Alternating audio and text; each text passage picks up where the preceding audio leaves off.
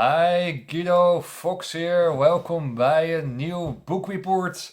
Today I want to discuss with you the book from the master, 400 pages of information, danced information.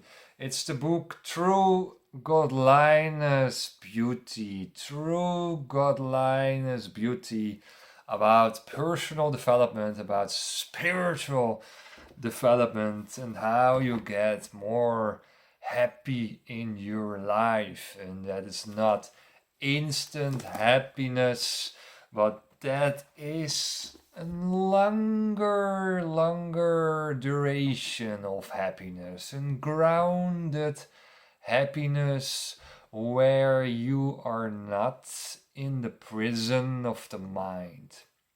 In the last video, I talked about the mind as social product, and we have to escape from the mind as a social product. We have to escape from the crowd mind, and we have to escape from the prison of the mind. The prison of the mind, get rid of the prison of the mind through meditation and knowing how the ego works. Page 2. That is not what I want to discuss with you, how you get out the prison of the mind. I want to discuss with you other interesting things in this book, and that is boredom. Boredom is one of the biggest problems in Western society, and through boredom, suicide is kicking in. What we're doing here on earth, why I am here, what is my goal in life? It's goalless, senseless. Why I'm going from party to party, from drugs to drugs, from alcohol to alcohol. Why I live as such an unhappy life. Suicide is something from the last centuries. I mean, we died in wars, of course, or did suicide there, but really suicide in a luxurious setting is typical Western society. Boredom is the cause, the main cause of suicide. Boredom, prison of the mind, boredom, prison of the mind, and a senseless life. And if you're very bored, probably you sleep is also not very good. And if you don't sleep good, that's also unhealthy. You get tired more, and if you're tired, you cannot do things intensely, and probably you get bored from tiredness and sitting lazy on the couch, and boredom kicks in, and the chance on suicide is also kicking more in. I want to read something for you from this 410 pages book. I want to read something on page 8 to you. Listen carefully to the words of the master. Boredom is perhaps the most significant phenomenon that has happened in the 20th century. Man has never been bored before. In ancient days, man was a hunter, and there was no marriage and no possibility of monotony. The same day, the same routine, the same women, the same family, the same things, day in, day out, create boredom, right? So more flexibility, variety in your life will be more stimulating. There was no time to be bored in the jungle. The women was not bored. There were possibilities of choosing a new man, because maybe your man died in the jungle, or he was dying and is hunting, and there was a new man for you. So also women was not bored, because they can choose a new man in their lives. They also like variety. Women, right? Marriage settling everything in the name of safety and security. So we implanted marriage in the modern society, marriage, and then everything is settled and controlled. But it took away the joy of exploration. So marriage, I think you can do it, wonderful, but always stay refreshed for new things in your life. Don't become a stingy couple there, right? Everything has become settled and controlled, because you're controlled your sexual life. If you are in a marrying setting, you're settled and controlled, and that is when you want to escape from this situation. You're so bored, you're so settled, you're so controlled, then you're in a prison, and then you want to escape, and then suicide is kicking in. And as you see also in the suicide stories, that some men are also killing their whole family at once because they're stuck, they want to get out, and they kill the surroundings too. It's a really sad stories there, but it is always the feeling of being stuck in your life and being stuck in your dynamics, and you want to free yourself out of that prison, out of that physical and mental prison, a prison of the matrix. So boredom, tackle boredom. Go talking with a life coach about boredom, what you can do, what is really sense for your life, where I learned from, why I'm here, what is delivering energy for me to really tackle that boredom. Boredom is such a huge problem. So tackle boredom and not going to watch movies to tackle your boredom, because movies are also not fulfilling for you. So choose something instead what is more fulfilling in your life, where you get energy from. Page 9. Excitement is for those who are miserable. And that is also correlated with boredom, right? So we choose excitement. We want excitement. I want to go in an attraction park in a Walibi flavor. I want to go in a ride, because of the excitement, because you are miserable. You want to go to the to the market, you want to go to the Walibi flavor, you want to go there and you want to shoot the stuff, right? Because you want excitement, because actually you're very miserable. You want to experience that small peak of happiness that you were there on the Walibi flavor market, where you can shoot the stuff and you get some nice cuddling small elephants, right? So from mystery and boredom, we are searching for huge excitements in our lives. Same as the week and weekend dynamics. During the week, we are slaves and sitting from 9 to 5 suppressed in our office.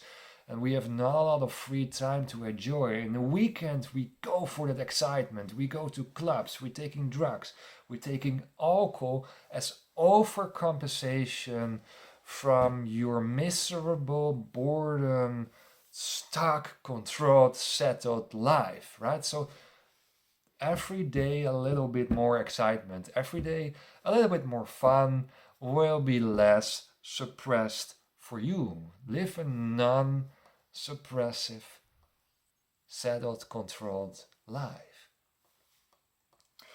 Page 50. I find it a very interesting topic. The more money you have, the less value money has. That's the law of diminishing returns.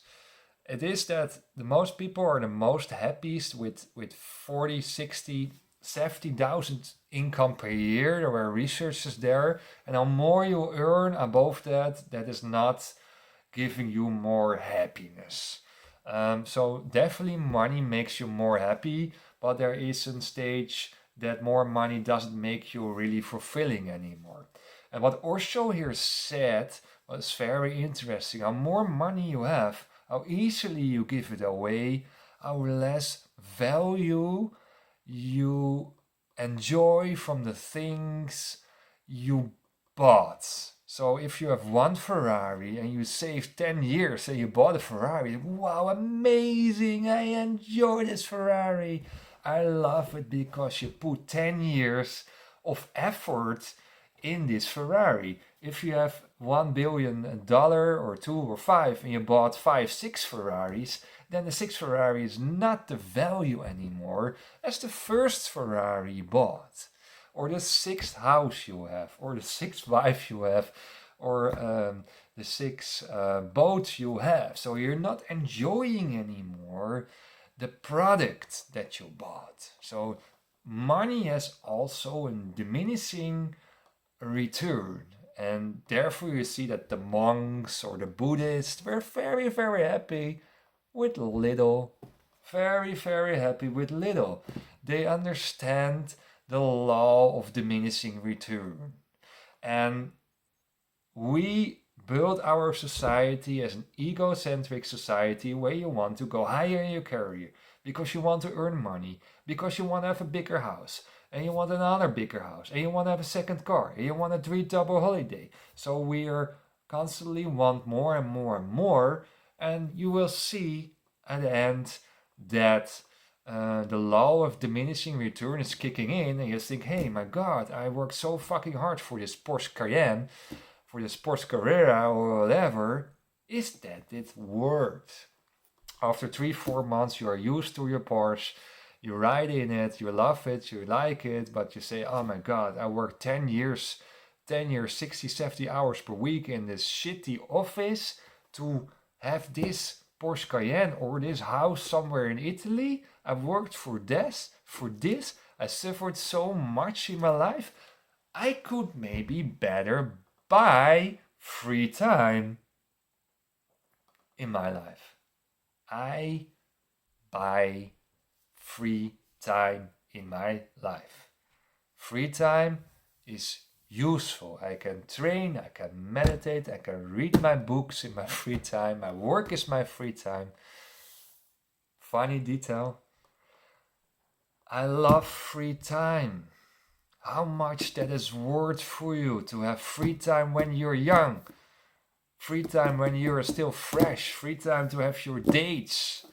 Free time to go to the gym, free time to go on holiday, free time to cycle around with no pressure, nothing to do. Why everyone is working 60, 50, 60, 70 hours per week and spill your life? You're not living your life worthful, fully intense. So that's the law of diminishing return. I don't say that money doesn't make you happy. It really makes you happy at a certain level, right? So 50, 60, 70,000 euros. Then there is some air. Then you can go on a nice holiday or whatever. But above that level, the products you buy is from a less and less value. 143, page 143. A man who is egoless is also fearless. I talked with you about another video about fearless and ego. Skip your fear. I never feel shy anymore. I don't be ashamed anymore. One of my clients said to me, you're never ashamed, Guido.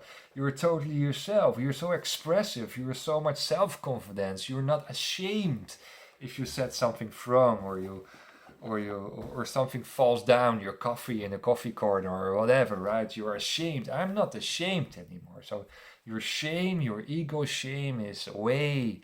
It's away. It's away. So fearless is egoless. Page 524. Everyone live in different centuries. That's very interesting because if you believe in reincarnation like Jesus, Buddha, or so, and all the big masters, they believe in reincarnation. You have old souls, middle souls, young souls, and you come back on earth to learn here. And what you see if you scan people in daily lives and you see they're walking, you see, okay, this guy is very young soul. You see it in his way of behavior. Okay, this guy is a middle soul. He's what further in his development. Oh, this guy is a very old soul. He knows what's going on. He's special. He lived many and many years here on earth. So we have young souls, middle souls, and old souls. So everyone lives in different centuries. We are thinking that we're living in the same century, but old souls, new souls, middle souls living in another century. They live in another frequency. in another frequency out of space of time. So everyone lives actually in his own world, right? We say that sometimes people are living in his own reality, in his own mind, in his own world. We don't know what's going on in our other mind, in our other body, in another system, in our other mind. We don't know. But we are also living in our other century. It seems that we are living in another other century than before.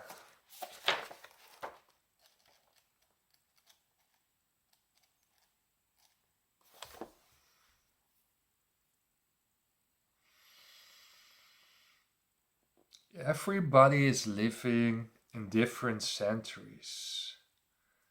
Somebody still hanging on to 10,000 years ago, somebody 5,000 years ago, somebody 2,000 years ago. So people are living in different centuries. It's very interesting. To be a follower of Osho is that you be alone, that you be a little bit a stranger.